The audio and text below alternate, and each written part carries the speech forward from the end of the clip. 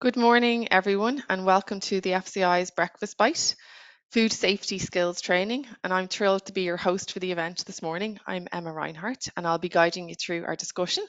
We're delighted to see so many of you join us online today, and it's great to see the food businesses are proactive and really interested in food safety.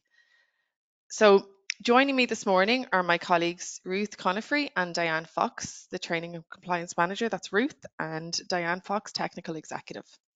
So in this webinar this morning, Ruth and Diane will discuss the FSAI's updated guide to food safety skills and the skills required of food handlers depending on their role. So you'll be brought through the updated FSAI guide to food safety skills, and we'll teach you how you can use the guide and other resources provided by the FSAI to meet your food safety training requirements. So Ruth and Diane will also discuss the FSAI's new e-learning module on food safety skills training and how businesses can use it to enhance their training programs and keep your staff up to date. But I'll let Ruth and Diane tell you more about that later on. So behind the scenes today, we have our colleagues from the communications team and food safety training and compliance team, ensuring everything runs smoothly for us. So this morning, the webinar is structured to last approximately 40 minutes in total, with 30 minutes allocated to Ruth and Diane's presentation, followed by about 10 minutes at the end for your questions, and we'll answer those then. And if you have any questions for Ruth or Diane, please don't hesitate to send them via the questions box throughout the presentation. And lastly, if you're active on social media, we'd encourage you to engage with us using the hashtag FSAI events. So now, without further ado, I'll pass the virtual podium over to Ruth. Enjoy. Thank you very much, Emma. And it is great to have so many people online this morning. And it's my pleasure to be here to talk to you about our new food safety skills guide with Diane. So thanks to the communications team and the food safety training team in the background, and also to Diane, who has kindly agreed to present on the guide, which she was involved in rewriting. So we are going to go through a number of things this morning with you. So we're going to give you a brief introduction to food safety skills. Then Diane is going to take you through a detailed overview of the new FSAI guide to food safety skills, talking you through the various different sections and how to use them, etc. And then I'm going to come back in after Diane has done that, and I'm going to talk to you about how you can use the guide to develop effective training in your own business with your staff. So, first question, why does food safety training matter to food businesses? And why do we place such an emphasis on businesses having effective food safety training? So, effective food safety training primarily protects public health, and that means you're protecting your customers. It prevents foodborne illnesses, and successful or effective training will ensure high standards in your business, and that can contribute to building customer trust and also ensuring legal compliance, so making sure that your business is complying with the legal requirements. It also reduces the risk around having issues with food safety, so something going wrong. And also it can reduce food waste, because if people are doing things correctly from the start, there'll be less mistakes made, and so there'll be less waste. So in relation then to the legal requirements for food safety training. So the legal requirements are included in Regulation 852 of 2004. And what it says is that food business operators must ensure that food handlers are supervised and instructed and/or trained in food hygiene matters commensurate with their work activity. And it also requires that those people in your business that are responsible for the development and maintenance of your food safety management system or your HACCP system must have received adequate training in the application of those HACCP principles. That's one of the wordiest slides you're going to see today. So we're going to move on and talk a little bit about what does commensurate mean. So all commensurate means really is that, they're trained in line with the level of responsibility they have. Okay, so if we think about it outside of the context of food safety, if you had a new staff member starting in your business today, think about it. Would you hand them the keys, the lodgement books, the money, tell them that they're responsible for locking up, cashing up, and everything else like that? Probably not, okay? So why do we let them loose on a deli counter, into a kitchen, into a food manufacturing premises without making sure that we have checked their competency and made sure they're trained on some very basic food safety requirements? So that's really all that commensurate means is in relation to that. The next thing I just wanted to go through is, what is a food safety skill? You're going to hear a lot of talk about food safety skills this morning. What do we mean when we say a food safety skill? So basically, it's something that a food handler has to know, so they have to have the knowledge, and they have to do, so they have to implement that knowledge. And this could be something as simple as washing your hands, knowing when they need to wash their hands, and knowing how to wash their hands properly, and then being able to demonstrate effective hand washing technique. Or it could be something a little bit more complex, like, looking at controlling the allergen hazards associated with their food operation. And that would be a food safety skill for a management or a manager in a food business. So the guides to the food safety skills, some of you may recognize these two documents I've popped up there. These are what we would have called the old training guides, which were split across two different books covering the same 3 levels that we have now. We have revised those now into our nice new food safety skills guide. You'll see it here now. It's available to download from the website, and later on in the presentation we'll put the link into the chat. So what we've done here is we've compiled the two different guides into one. So all 3 levels are now in the one book, as we call it. And we've also updated a large amount of things in the book. Okay, so the main updates is to include the two of them together, obviously, but we've also included, a change to the title to better reflect the content. It's a book about the food safety skills and mapping them onto the different levels. We've included an enhanced training section, which provides better guidance for businesses on how to do the training. We've included a new food safety culture section, and food safety culture is obviously a key foundation stone for having effective food safety within a business. So we've included a whole new section on food safety culture, and we've also included a number of food safety culture related food safety skills throughout the different levels. We've updated the flow of the document, and we've updated the legislation where it was required, and we've worked to make the information in the document more accessible through the use of plain English, enhanced images, graphics, and examples. So hopefully when you get your hands on the book, or when Diane is going through it shortly, you'll be able to see how that has played out in the book. And any of you who were familiar with the previous versions, hopefully you see that, comments and feedback that we've had over the years on the use of the books by businesses have been taken into account, and the new book hopefully will be an even better resource to support you to have effective food safety training in your business. So I'm going to hand over to Diane now, who is going to take you through the guide itself.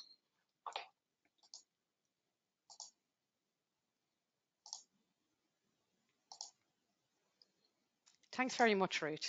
So now I'm going to take you through the structure of the guide to food safety skills. So the guide provides a comprehensive overview of the food safety skills required by employees at various levels of responsibility, from those just starting in the food industry to supervisors and managers. And it contains 6 sections and 1 appendix, which I will take you through now. So section 1 outlines the legal requirements of food safety training, its importance, and the responsibilities of the food business operator. It provides information on the instruction and supervision of staff and how to develop a training course using this guide. It also includes the types of things that should be considered, such as the training methodology, the training content and the training materials, the training plan and the training record. And it addresses the importance of implementing and assessing the effectiveness of training, with examples of how to complete the training record and competency checklists, which are provided in this guide. And Ruth's going to go through this section in more detail later on. Section 2 addresses the importance of food safety culture what it is, and how food safety culture includes how everyone, including managers and employees, thinks and acts in their job on a consistent basis. It reflects the commitment to food safety at every step and within every role. It outlines why food businesses should have an appropriate food safety culture in place and how to develop it. So a business's food safety culture is a combination of the environment, the attitudes, behaviours, perceptions, beliefs, and priorities around food safety. Food safety culture is important because safe food results from the relationship between the food safety management system, food safety training, and the staff within the organisation. Section 3 sets out the information on Level 1 induction food safety skills. Level 1 specifies the standards expected of employees who have been working for less than 3 months in your business. And this level is split into 2 stages. So Level 1, Stage 1 describes the food safety skills required of employees before they handle food in your business. And at this stage, your employees will require supervision to ensure they are demonstrating good food safety practices. And there are a total of 9 skills covered by Stage 1. Then, having been trained to Stage 1 before starting work, Stage 2 outlines additional food safety skills that food handlers need to know within a month of starting employment with you. Even though food handlers have had training at this stage, they will require supervision to ensure they are demonstrating good food safety practices. And there are 12 skills covered by Stage 2. Section 4 sets out the information on Level 2 additional food safety skills. So Level 2 specifies the standards expected of employees who have completed Level 1, Stages 1 and 2, and are continuing to work in your business are required to have additional food safety skills. The timing of this training depends on whether they work in a high risk or a low risk area. So if they are working in a high risk area, for example, a food production area preparing ready to eat or ready to eat foods, they need to complete this training within 3 to 6 months. And if they are working in a low risk area, for example, an ambient warehouse only handling packaged food, they would need to complete this training within 6 to 12 months. And there are 25 skills covered by Level 2. So Section 5 then sets out the information on Level 3 food safety skills for management. It outlines the food safety skills that should be demonstrated by managers in your food business. Food safety skills Level 1 and Level 2 should be demonstrated by managers prior to progressing on to Level 3. And there is no time limit for completion, but managers are expected to build their skills across various parts of the business appropriate to their role and level of responsibility. And there are a total of 43 skills under 10 headings covered by Level 3. So each skill includes a food safety skills summary, a table of food safety skills, and a competency checklist. And now I will explain how to use the table of skills. So the layout for the skills at Level 1 and 2 are the same. However, the layout for Level 3 is slightly different. This is an example of the table of skills for Level 1, Stage 2, skill number 8, how to keep pests out of the food operation. And this table has 3 columns. The first column shows the title of the skill. In this case, it's keep pests out of the food operation. The second column describes how the food handler can demonstrate they know and understand how to implement this food safety skill. And these are the competencies required to achieve the skill. These can be tested by observation and by asking questions to check understanding. So for example, if we look at point 1, understands the different types of pests and the risks they pose to the safety of food. In this instance, the food handler should be able to demonstrate this by outlining what is in this green text box. These text boxes are provided throughout each level to give examples highlighting how the food handler can demonstrate a skill.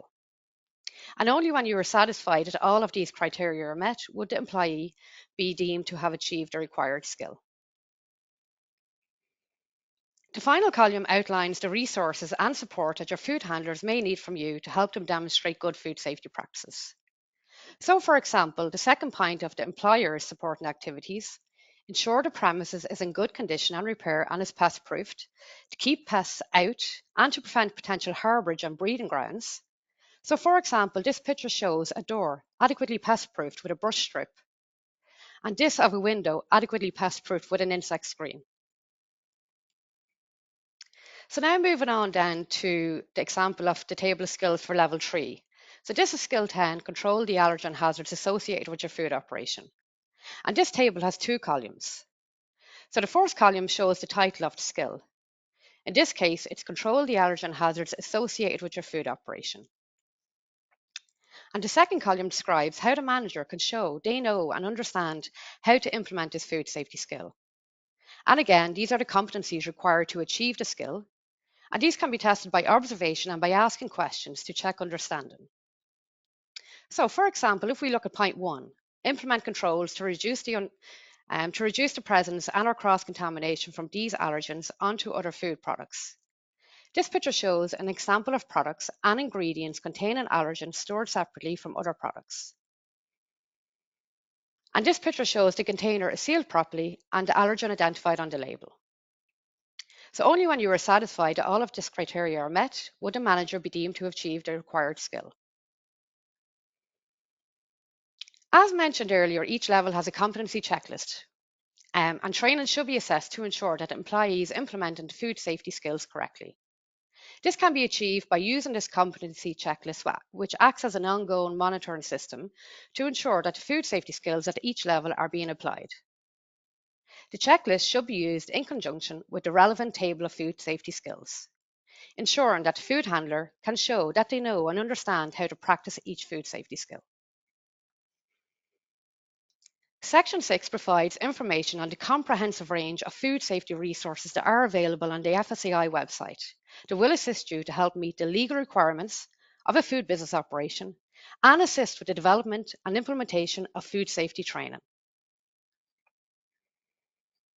And lastly, the guide has one appendix, which contains a blank copy of an employee training record. And this should be used to schedule and record training. So now I'll pass you back to Ruth, who's going to go through how you can develop effective training based on the guide to food safety skills. Thank you. Thank you, Diane. And I think everyone will agree that Diane has taken you through kind of a nice detailed run through of the guide there, of the new guide.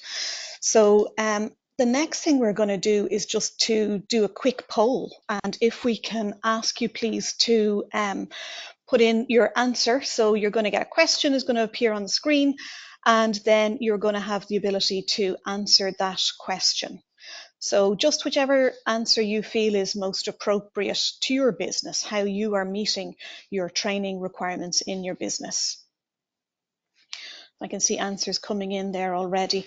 And maybe while the answers are coming in, I'll mention we are located beside the bridge that burnt down a few weeks ago, and they are Kango hammering with a big digger just outside the window. So I'm hoping it's not affecting the sound. So hopefully everybody can still hear us fine. Hopefully they stop now and go for tea break or something.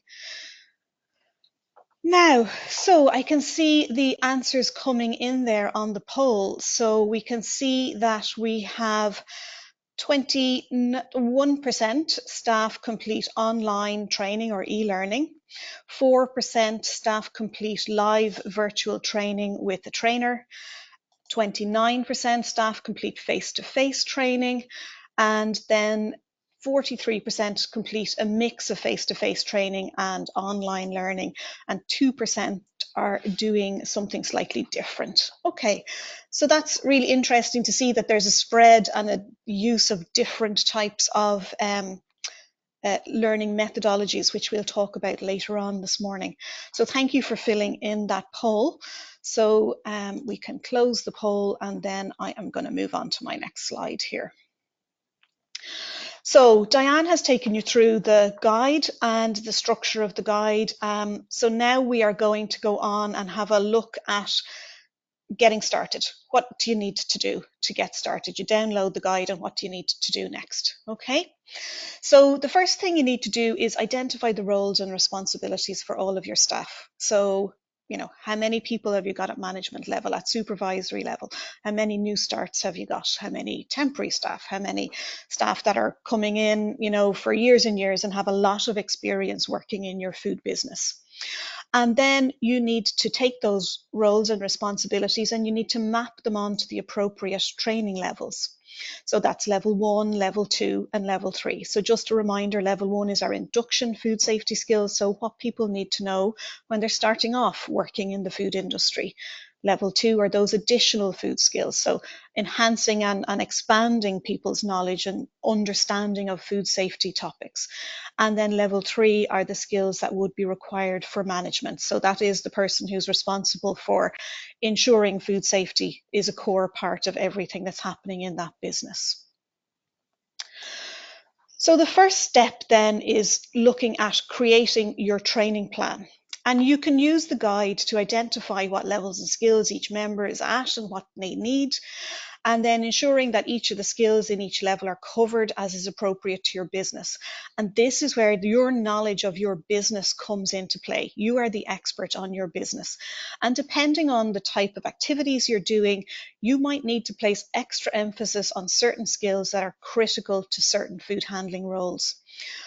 You should also consider what to do if an employee is joining your business from another organisation or has previously completed food safety training, maybe in another role. And if this is the case, you should check that the training that they have received previously was appropriate, was suitable, and most importantly, that they can demonstrate those required food safety skills. And you can do this by conducting a competency check with them. And we'll speak about that a little bit later on. But you also need to provide those staff that have come to your business with training from a previous role. You need to provide them with training that is specific to your business. So for example, you need to train them on the operational controls, your cleaning procedures, your food safety related procedures, so that they have an understanding of how things work in this new business that they are just joining. And so that they're not bringing perhaps bad habits from a previous role, or they're not bringing, some poor practice that was normal in their previous business to your business.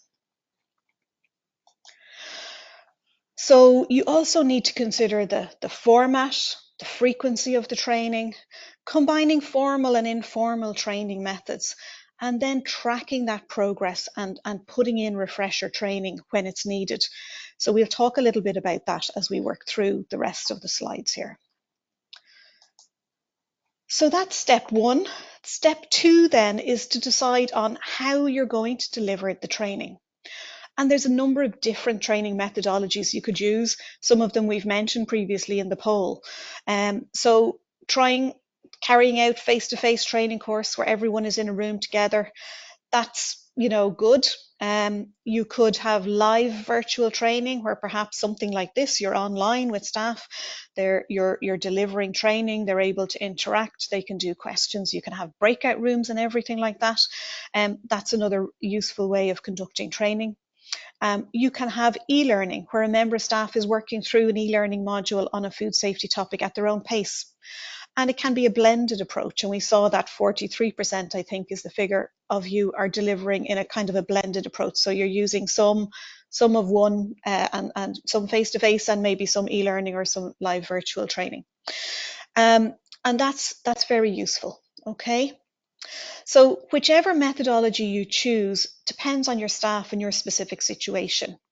And in relation to food safety training, really the most important part is that the person can go and implement the food safety skills after the training. So it's not just something that happens in the room. Knowledge is learned in the room, but it's taken from that room out onto the production floor, out into the kitchen, out into the cafe, and is applied. And that's the important part.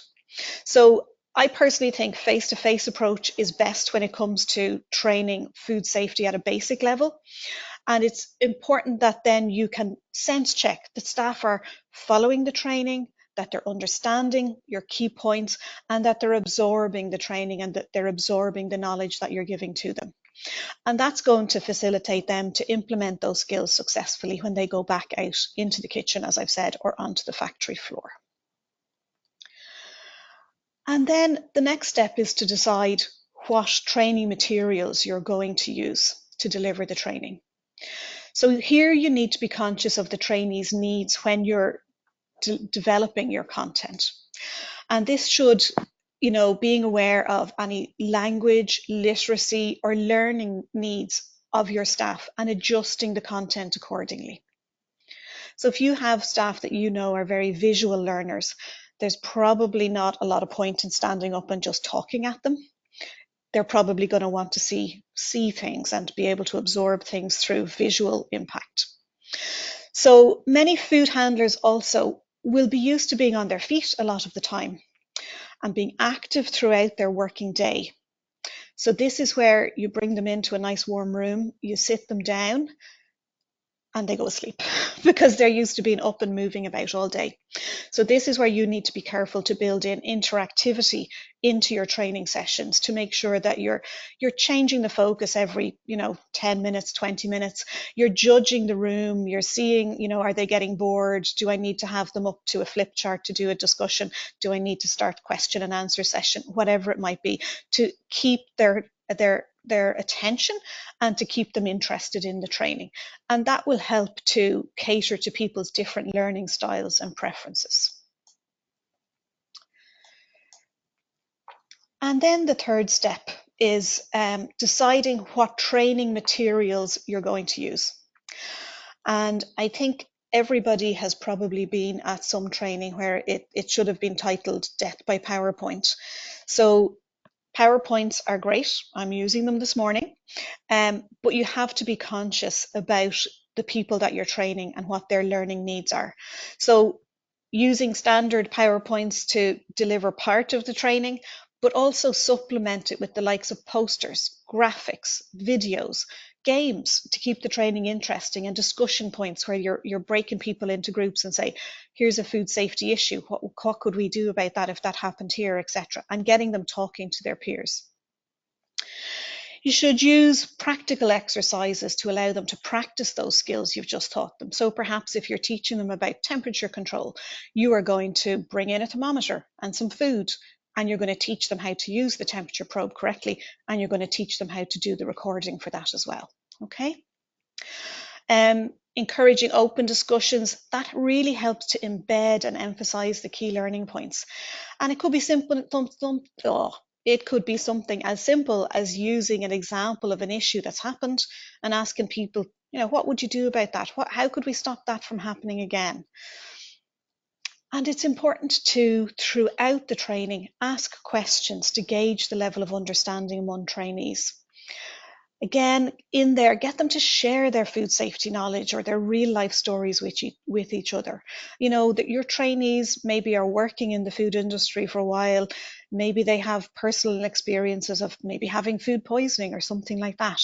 So it's important to get them to really share that knowledge, and that really enhances the learning. And then you can ask them to, share, an example of something that they've seen and what they felt was wrong with it. And you can turn that then into a learning point to re-emphasize kind of key learnings from throughout your training session. And by encouraging trainees to ask questions, you'll get a good insight as to how they are absorbing and understanding the training. So it's always good to kind of sense check with them, get them to ask them questions about the training, and you'll get a good sense then as to how much they're understanding and how much they're following along. So we briefly mentioned competency checks earlier, and a competency check is really important part of food safety training. It's the part where we check the knowing and the doing related to the specific skill. And you can carry out competency checks by asking the person questions to make sure they understand the particular topic or skill. And you should also observe them as they work to make sure that they're doing their food safety related tasks correctly. So for example, if we take a very basic food safety skill around, hand washing, you could ask them, when do you need to wash your hands? And you're looking for them to come back with that list of times when they need to wash their hands. And also then you could observe them as they're going into the production floor, or if they're going into the kitchen, how they're washing their hands. Are they just giving them a quick run under the tap, or are they washing their hands properly and drying them properly? And as Diane mentioned, the guide includes competency checklists for each of the food safety skills across the 3 levels. And these are available in the guide, but they're also available on the FSAI website to just download and print off and use them.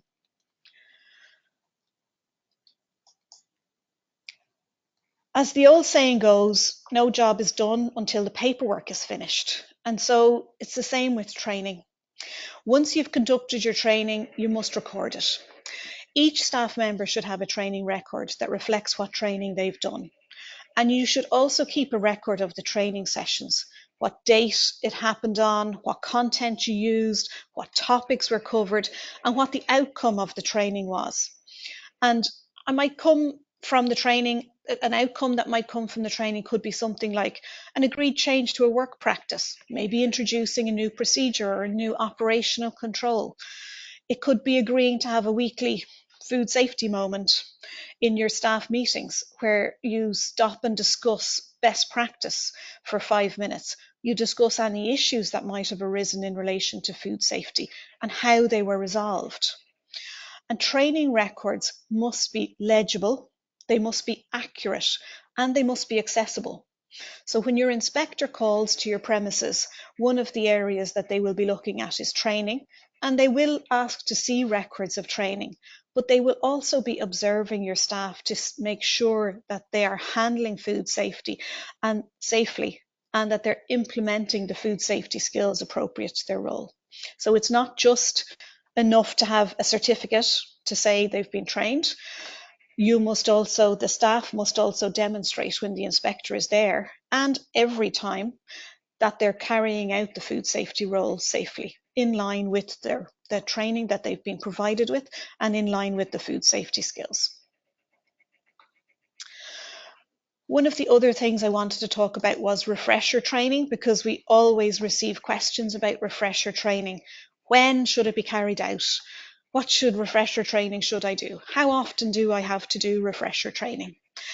And it's one of those things that, refresher training does require to be carried out regularly.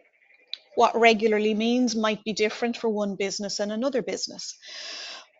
But I really would question what's the value of everyone's time pushing people through the same course or the same training content again and again.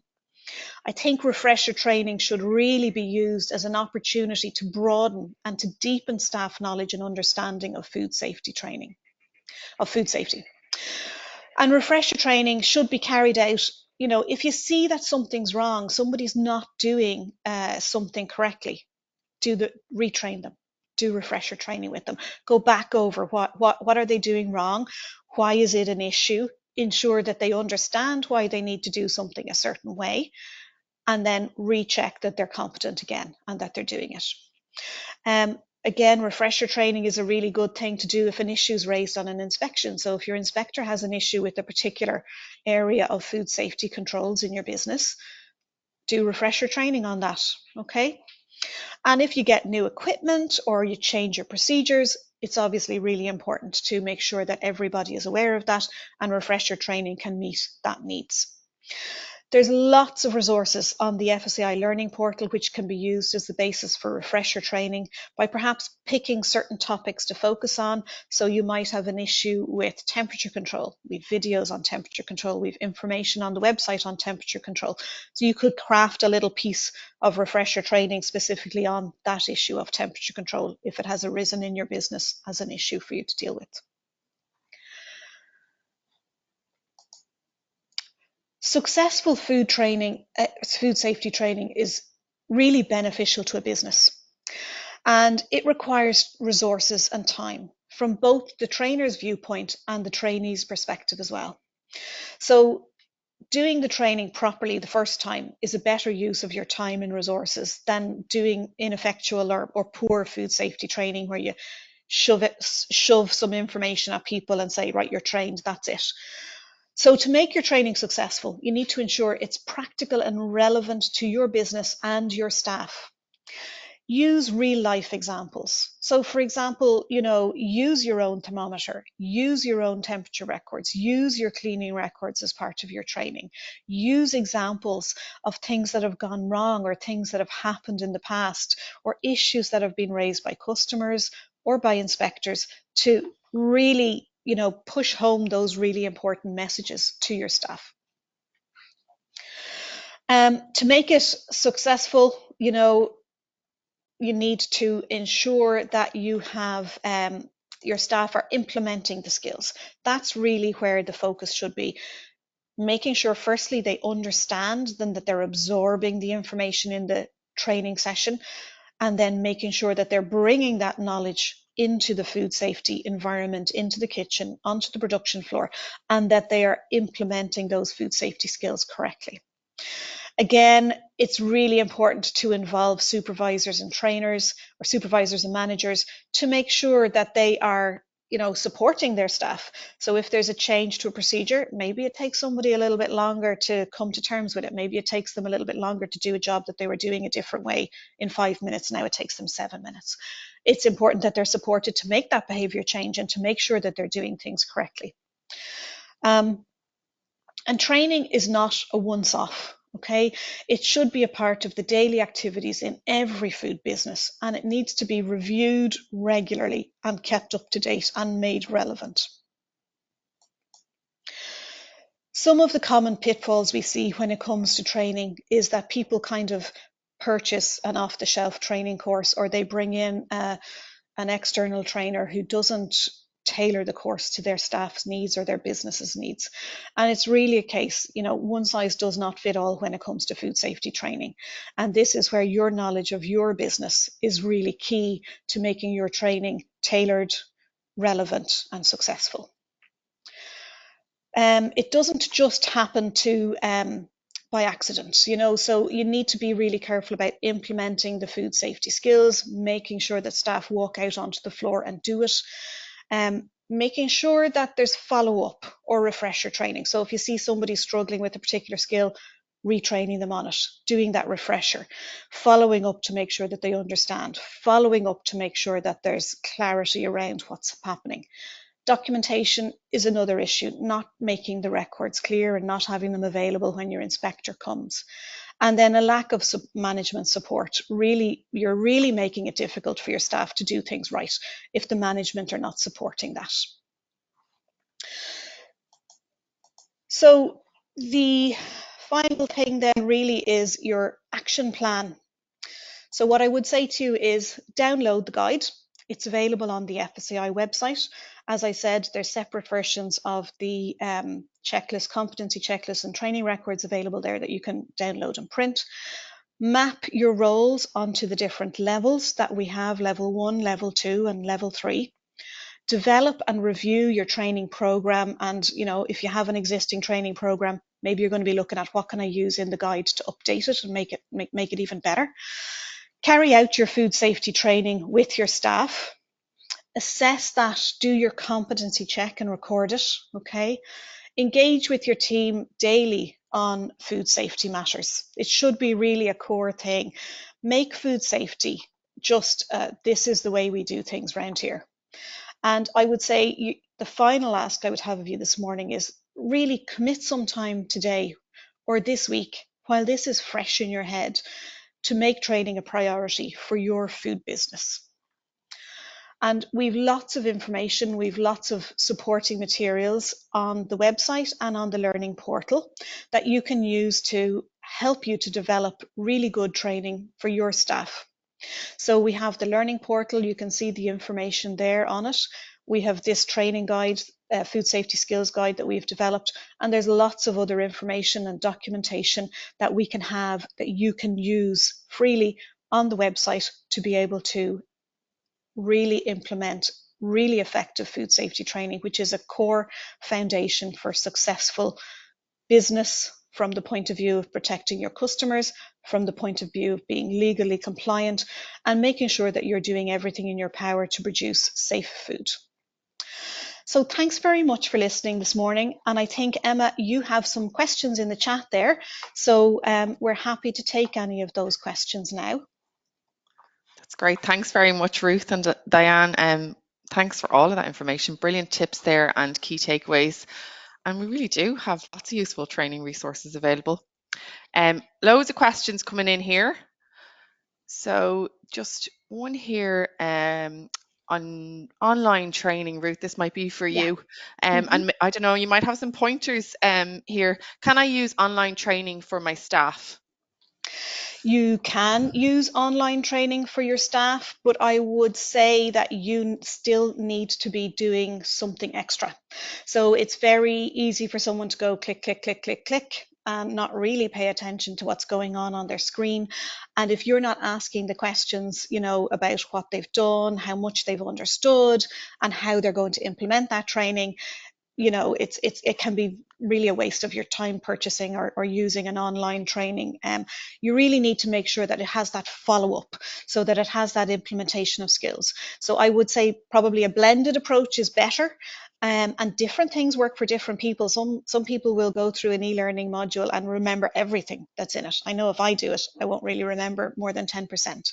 So it's about not just doing that as a standalone thing, it's having that as part of your training. So also having competency checks after they've done it, sense checking with them, did you look at this piece?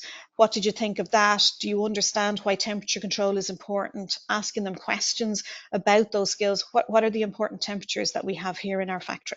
What are the things we need to worry about in relation to pest control?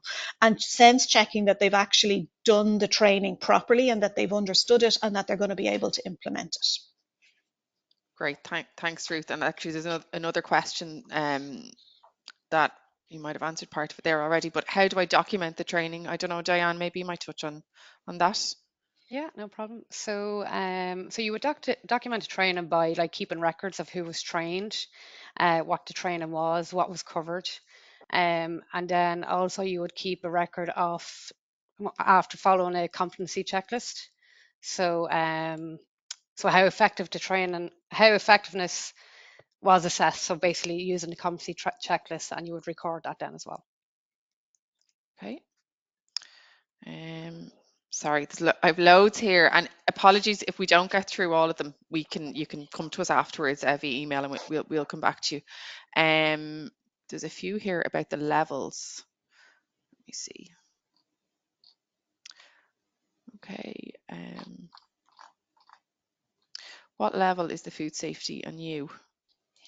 So food safety and new is a course that FSAI delivered to trainers. So the idea is that we train the trainers and then they go out into the businesses and they deliver the food safety and new training program to their staff. And that is an induction level program mapped off level 1. Okay, so it covers all of the skills in level 1. So that's the food safety and new training program. Okay, and Ruth, actually another similar question. Do you need to start with level 1 followed by level 2, and for senior staff followed by level 3? Yes, so it's a progression. So the Okay. level 1 skills are the things, especially stage 1, we'd say this is what people need to do before they handle food. And then as they progress through, staying in your business or working in the food industry, they should be progressing up through to level 2. And then if they move into a supervisory or a management role, they should be progressing through level 3. Okay, great, thanks. There's one here about learning needs and language. What if my staff have language and learning needs? Diane, would Okay. you?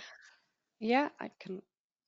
Yeah, Yeah, I can come in there. So like I would adapt the great. training materials and the delivery to suit the learning needs depending on the individual, and like use the likes of visuals and simple language, like English and like, plain English, and hands-on coaching where needed. So I would demonstrate the training with them in person on the floor. Okay, great, thank you. I'll just do a couple of more because I'm conscious that we're almost over. I'm a chef owner of a small restaurant. How do I balance training with daily operations? So this is one of the things that I think is really important. And this is it's kind of embedding food safety culture into your business. So it's basic things like when you have your staff team meeting every morning to say what's happened overnight, what delivery is delayed, what event is happening that day, have food safety as one of the topics there. And this is where you can embed informal food safety training topics and techniques into those simple interactions with staff throughout the day, as well as then having a plan for delivering kind of your more formal training. So maybe everybody's coming in early on a Saturday and you're going to run through 2 hours and you're going to cover off, food safety culture and maybe a couple of other topics on food safety related ones that you want to upskill people on. So it's about having that balance of formal training that requires to be planned, documented and recorded, and then the informal, building food safety into what you do every single day of the week. Great. And actually, Ruth, there's one there on culture as well. Diane, you might touch on this one. And I'm glad it's come up actually, because our next breakfast bite is going to be on food safety culture. So where does food safety culture fit into training, or where does training fit into food safety culture? Diane, could you? Okay, so yeah, no problem. So, food safety culture is a legal requirement for all food businesses. So they have to have an appropriate food safety culture in place now. So think of culture in your workplace as the way we do things around here. So food safety culture is how everyone thinks and acts on their job every day to make sure the food they make or serve is safe. So having an appropriate food safety culture then in your business means that all staff are committed to food safety and support to do the right thing to keep food safe. So again, having well-trained staff is a foundation stone for this, to having a good food safety culture in your business. So it's not just a legal requirement, but if your business has no food safety culture, things can and will go wrong. Okay, that's brilliant. Thanks very much, Diane. Brilliant, I think thank we you. might just wrap it up there, and I'm conscious there are other questions. And as I said, you can email us. Um, there a couple of questions came in asking if the slides would be available. We won't send the slides out, but we will send the recording out after this. So I hope you found our breakfast bite informative and engaging this morning. And on behalf of the FCI, I want to extend a heartfelt thanks to all of you for taking the time to join us this morning. So whether you've been in food safety for years or you're just getting started, it's great to see your commitment to staying informed and proactive. Great numbers here this morning, so we're delighted with that. And joining events like this means that you're helping to keep consumers safe, so well done. Special thank you to Ruth and Diane for sharing their knowledge and insights and all the resources available from the FSAI. And thanks also to our colleagues behind the scene, ensuring the webinar ran smoothly. So as we wrap up today's event, I encourage you to continue the conversation on social media using hashtag FSAI events. And again, we really value your feedback. So look out for a survey after the event, and it should pop up when this ends. And your input will help us tailor future events to your needs. So as I mentioned there earlier, the next breakfast bite will be on food safety culture. And if you're interested in attending that or any FCI events, you can subscribe to our event alerts, fci.ie/subscribe, and we can pop a link there in the chat, and we'll also send it out in an email afterwards. So as soon as the event registration opens, you'll receive a notification. And again, apologies to anyone whose questions we didn't get to answer, but if you could email your question to info@fsai.ie, we'll get back to you. So again, thanks so much for taking the time to tune in this morning. Until next time, take care.